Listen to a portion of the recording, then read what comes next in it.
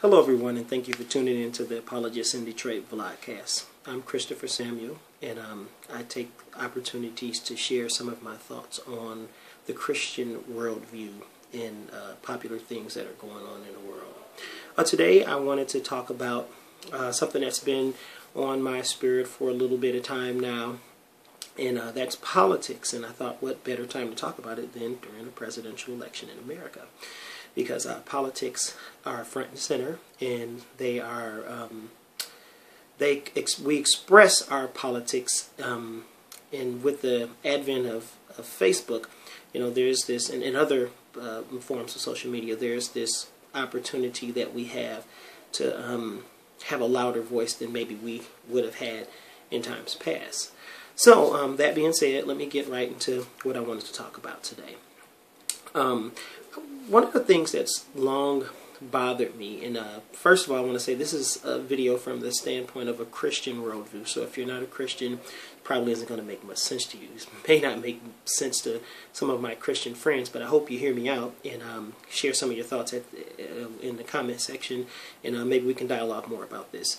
But from a Christian point of view, I can remember from as far back myself as maybe James Carter, when he was elected president, and it's from as far back as I can remember. I remember, maybe it was the type of churches that I grew up in, but I just remember everyone, you know, preachers and religious Christian, you know, people who went to church thinking that the president is potentially the Antichrist.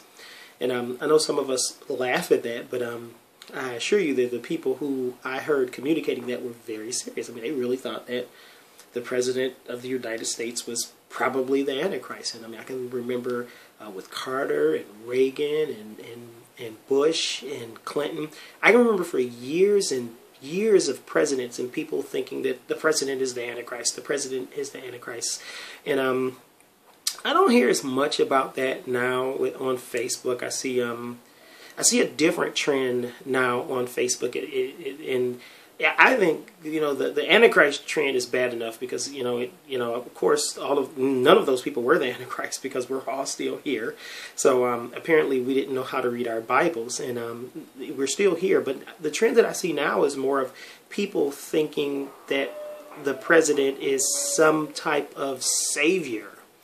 And although people don't directly say that, you know, but the way that they communicate about their candidate, they talk about them like they're a savior. They talk about them like they're going to save this country from all of its problems and ills. And I think for us as Christians, one of the things that we have to do is remind ourselves that the Christian worldview explains to us what the real problem is with this world. And the real problem is not that we don't have a good candidate for president, or we don't have a good president. The real problem is sin. You know, the ravages of sin has affected the entire world, and us being broken by and through sin has caused us to do depraved things. And so I don't think that there is a candidate that could ever fix things. The only candidate that could, Jesus Christ, has come and has already fixed things in a certain sense. But that being said, I think that we as Christians need to kind of look at the scriptures and how the scriptures talks about leaders, and kind of take a second look and reassess how we communicate the types of candidates that we like and support. Now, I'm not saying that we shouldn't support candidates, and I think that we're free to support candidates, and I think it's wise for us to support candidates and use our right to vote and to participate in the political system that we have here, where we can affect how our country is in our day-to-day lives. But I think that we should recognize that the way that the Bible communicates leaders from the Christian standpoint, there are no leaders that are in place that aren't there because that God didn't know about. You know, God knew about all of the presidents, even our current President Obama and our last President George Bush, and all of those presidents were allowed to be president because God ordained it. And that some of us, that may be difficult for us to accept, but it's nonetheless the truth. And then even when we look at the history of the accounts in the Bible of different people that were kings or leaders. I mean, I can think of Jeroboam when he became king of the northern tribes of Israel. And God ordained for him to be the king of the northern tribes of Israel. And he was one of the worst kings of ever in Israel. Yet God ordained him to be king.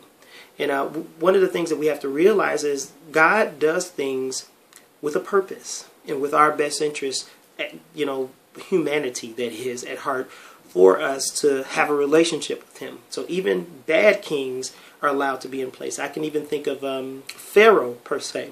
We see in chapter 9 of Romans where God says, I allowed Pharaoh to be in his place so that the will of God might come to pass and the name of God might be proclaimed in all of the earth.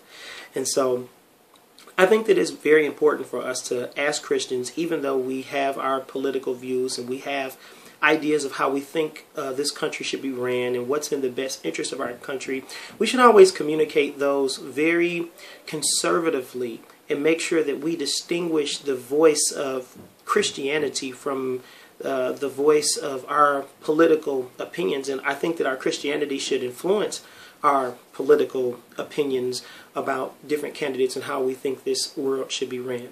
But at the end of the day, whether we see the candidate that we feel is best for our country elected, or whether we see the person that we didn't vote for or didn't care for elected, we should remember Romans 13 in chapter 1.